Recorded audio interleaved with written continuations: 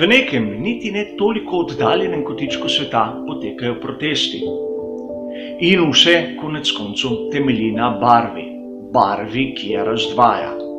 In mi, navdušenci nad Formulo 1, imamo velik privilegij, namreč ta šport nas lahko nauči, da barva ni toliko pomembna v življenju, kajti vsak izmed nas ima svojo priljubljeno barvo, pa naj si bo bela, rdeča, črna, modra, rumena ali bilo katera druga. Mogoče je komu všeč tudi kakšna bolj pisana kombinacija, nič kaj takega.